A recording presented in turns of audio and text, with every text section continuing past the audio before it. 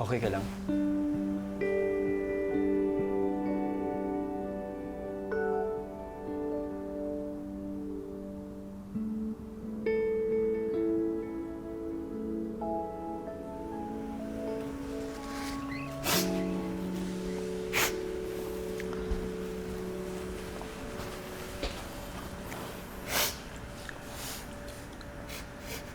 Huwag ka nang mahiya.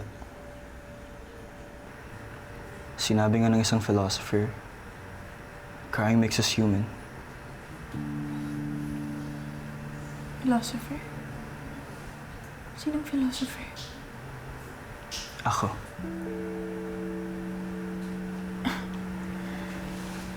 So, ikaw pala ang philosopher sa mga friend. Pinapatawa lang kita.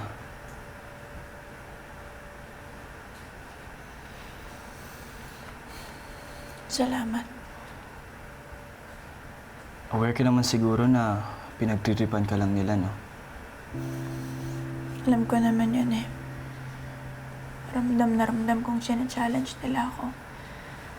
Pero ano bang magagawa ko? Eh ako naman talaga yung cook nyo eh.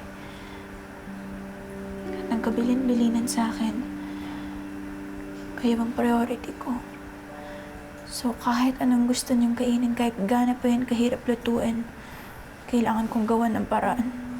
I'm sorry. Sorry ka nang sorry. Ikaw nga walang dapat ikasorry. Scrambled egg nga lang pinaluto mo eh.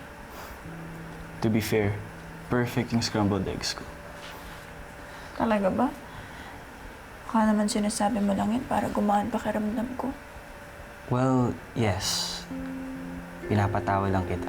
Pero, it doesn't change the fact na ang sarap ng scrambled eggs ko. Bukas, sunny side up naman ah. Mahilig ka pala sa mga itlog. Hinay-hinay, baka magmanok ka. Good one.